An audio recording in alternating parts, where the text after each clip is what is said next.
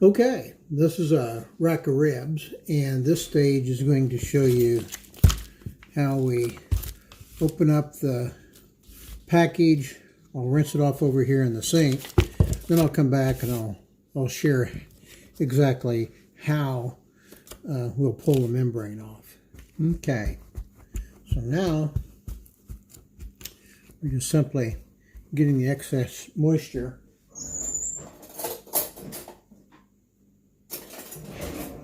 off of the ribs. And so now what I'm going to try to do is take a flat knife.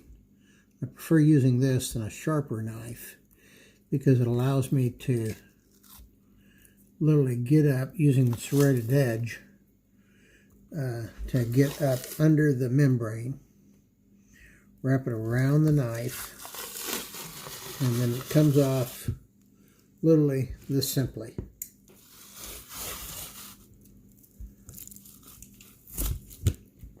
And there you go. And it's literally that simple. Like every house, like they down even next the words that young you remember stab salad that bar for what felt bar for the blue they have he'll see us here double off in your wolf he the servant by a night about him say you know this kind of there. So before we begin any of this, I think it's really important to realize that one of the things we're going to do is wash hands constantly. So before I even opened up the rib packages, I washed the outside off with soap and water, washed my hands with soap and water.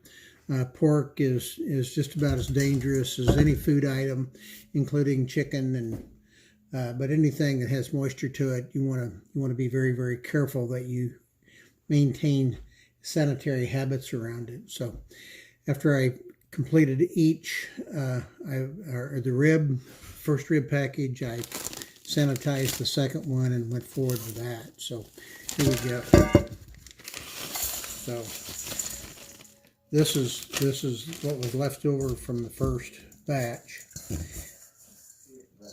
And there is moisture in it, so it's clumpy. And I'll use a fork to break that up. And we'll blend all these ingredients thoroughly.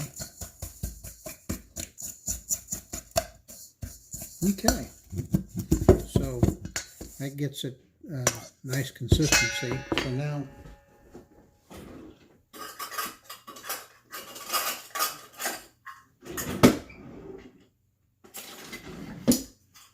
we'll start the process, and right off the bat I'll need a half a cup of brown sugar.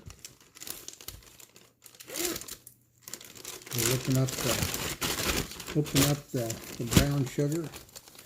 And so if you didn't know, how do you make brown sugar? You use regular granulated sugar and you add molasses to it. Isn't that interesting? There are recipes all over the internet for making your own brown sugar. If you don't have any, you can make your own. So it dries out pretty easily. So I just simply keep the original package, put it in a zippered storage bag,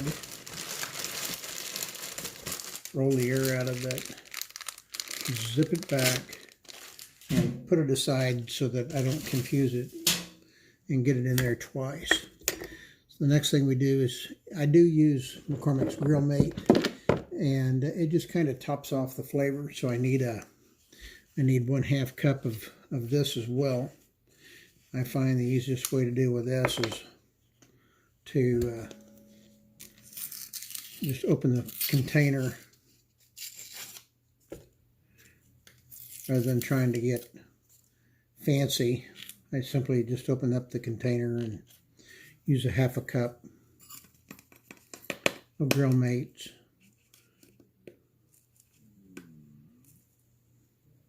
Some might consider this cheating, but it does provide a really nice base I like the texture of it, so it's complete. The next is sweet Hungarian paprika. And this is straight from Hungary when we visited last year. So I'll need 1/4 of a cup. I don't have a 1/4 of a cup measure. That's a 1/3 of a cup measure. So that's about a 1/4 of a cup. And that helps to add color. Then we're going to do 1 tablespoon of black pepper. 1 tablespoon black pepper.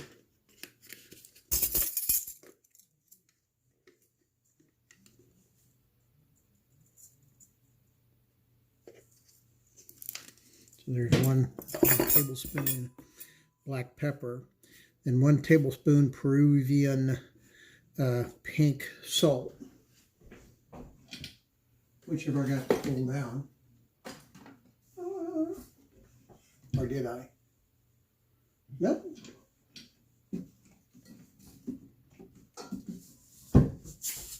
So here's the Peruvian pink salt, straight from Peru. We were there a couple of years ago. So here's a tablespoon. It's amazing how they make this stuff. It's in the water. They make these pools, and this is why they've done it for a couple of thousand years, I suppose. But they let that water flood into these shallow pools. So they have these things dammed out, and they're about a half an acre, I suppose. And they let it evaporate. And as it evaporates, they add more water and more water and more water until they build up a nice salt crystal base. And then they harvest it, and that's Peruvian pink salt. It's pretty interesting. So the next piece is Hungarian hot paprika, and we need 1/4 of a teaspoon of this. This recipe I've worked on for a very, very long time, and I can tell you that when using Hungarian paprika, the reason I use it is because I don't like the flavor of chili and all that sort of thing on my ribs. You want a little bit of bite, but this doesn't add a lot of flavor to it, so it's a pretty easy material to use. And what's really important is a little bit goes a long way. This Peruvian paprika is hot stuff. So then we're going for garlic powder. We need a TBLS. We need a tablespoon of garlic powder. And I get close. I'm not exact. We also need a tablespoon of onion powder.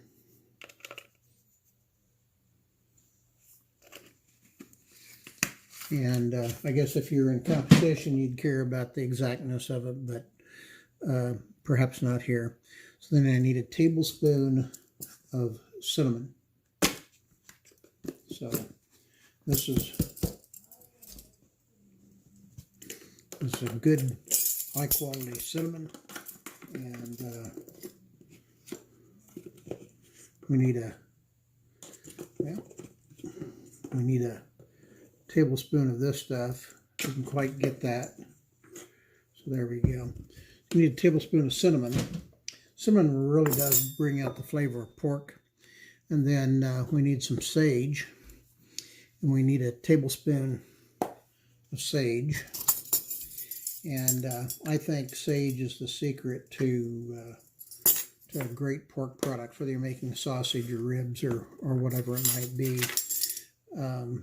If you've ever used fresh sage, it's so that looks like that's the end of the sage. So I need to set it aside over here to remind me to go buy some fresh. And then here's cayenne or red pepper. And again, I'm not a fan of the Spanish flavors that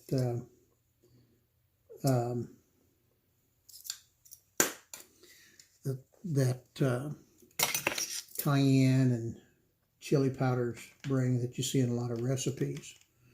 So I'd rather just stick with the basics, and you don't need a lot. So that's literally a half a teaspoon, split 50-50 between hot Hungarian paprika and red pepper.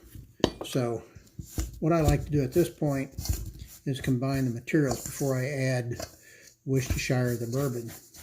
And so we want to mix this as thoroughly as we can. And again, I like using a fork and pound the clumps. We should end up with some excess out of 2 ribs. Normally I do 3 or 4 ribs at a time, sometimes 5. So this recipe will cover a good 5 racks of ribs. You want to put it on so it's ample coverage, but don't overdo it. The great thing about ribs is the pork flavor. So you want to enhance the flavor. You don't want to drown it in the rub. So you see a lot of folks just pour on the rub. I don't agree with that. It's personal preference. Everybody can kind of do what they want.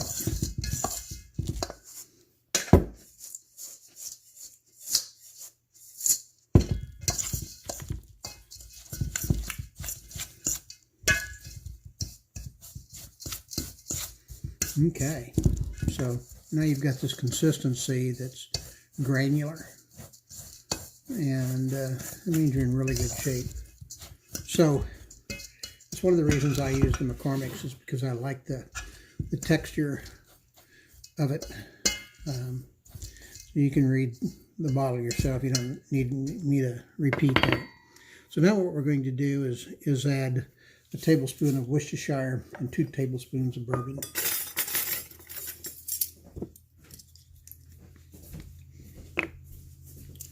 So here's a tablespoon of Worcestershire.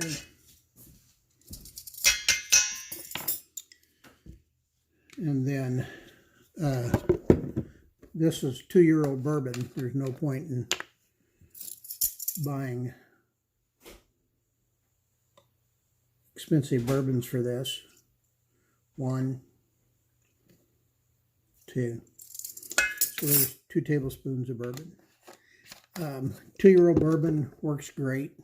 In and of itself, it's not horribly expensive, but it is when you start making like smoked turkey and you have 4 cups of this and 4 cups of that, and it's $20 bottle of bourbon, or better yet, a $40 bottle of bourbon, I guess I should say.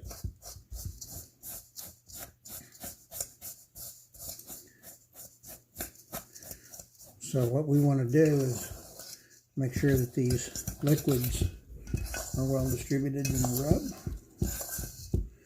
and the flavors that the Worcestershire brings to pork, again, is kind of like the sage. It's an amazing ingredient in and of itself, and I wouldn't be using it if I had to ferment it and make it myself, obviously. But it's there, and I think it just does a marvelous job. And the bourbon flavor does a couple of things with the pork to help tenderize it. The alcohol helps to get into the pores and tenderize the product. But bourbon and pork are almost synonymous. So sage, Worcestershire, bourbon.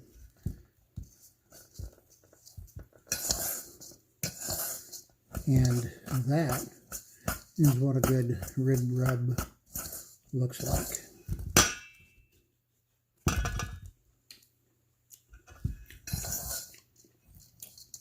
Oh, that's perfect. It's got a bite to it. and it's sweet, and it's ready for the rub, or the ribs are ready for the rub. Okay, so the next stage is to take these ribs. What I did when I was making the rub is to just lay these on a tray and stick them back in the refrigerator. And one of the things it's going to do is help dry them out just a little bit more. It's a great way to coat these, what I'm about to show you here. I recommend gloves. I get mine from Harbor Freight. They don't have any right now because they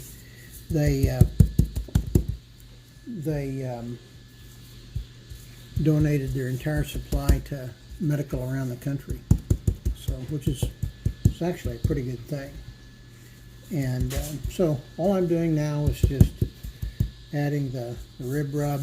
I don't like it too thick because I like to taste the pork. And we want to get in all the crevices and under the flaps and such as that.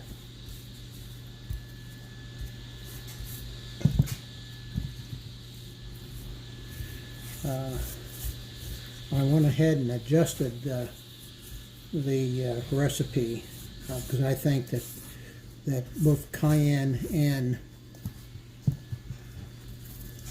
the cayenne and the hot paprika are a bit much. So look at that, and it's just very well done. You can still see the product through the rub. Going to add a nice layer. So then here's the next rack of rib, if you will, and we're using fresh paper towel to get any excess moisture off of it again. And then this rub is excellent for a prime rib, for a Boston butt.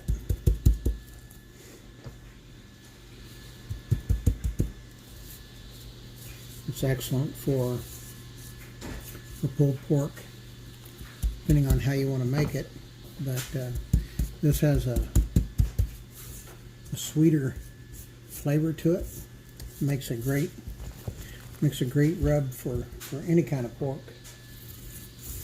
I just like rubbing it on.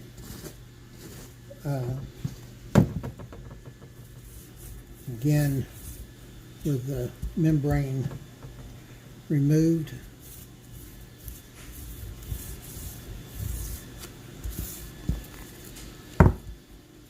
So there's this one, and so we'll let that sit on there for just a moment or five. I do not use this again because it's been in contact with pork.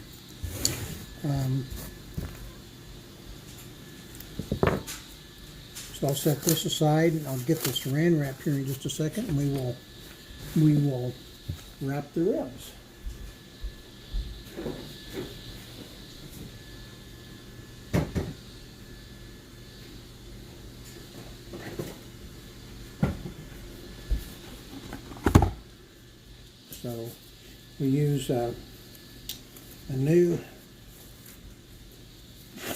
So we use a new set of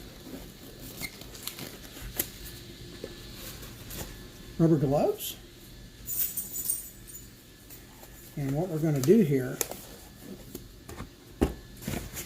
is get as much of this rib rub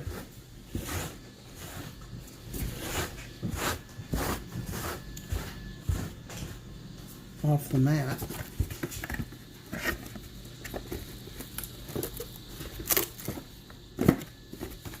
And here we go. So I want plenty to lay the ribs on. And one reason I like this mat is because this plastic wrap does hold the and that holds the plastic wrap in place, which is a good thing. I'm going to do this. I'm going to fold the ends up first, fold it over.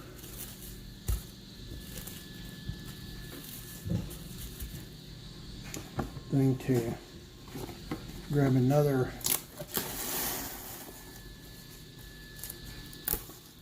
overlap it.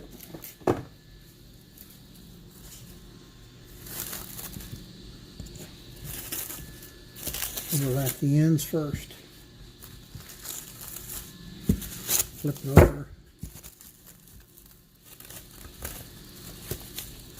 So these ribs are, this rack is ready to go into the refrigerator. Then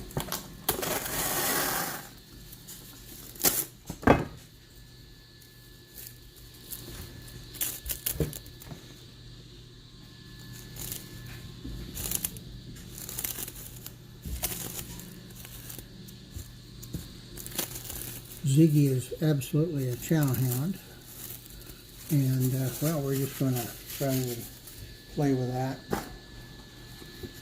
we're going to bring this out.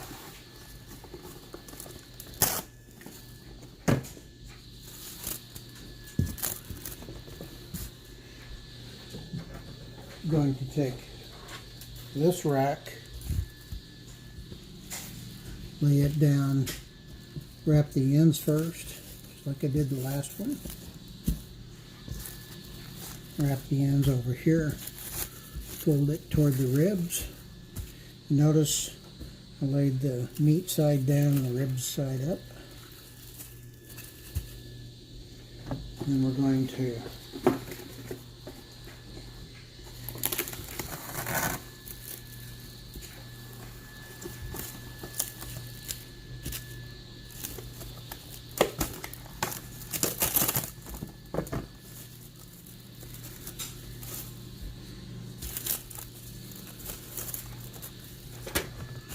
so we will wrap the ends.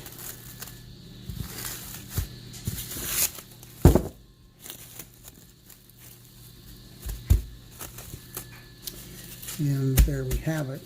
We want the air out of these. So the salt in the ribs will bring the moisture out of the ribs before you put them in the smoker. So along about 1 o'clock this afternoon, it's currently, they'll sit in there for about 3 hours. And here they are, ready to put in the fridge.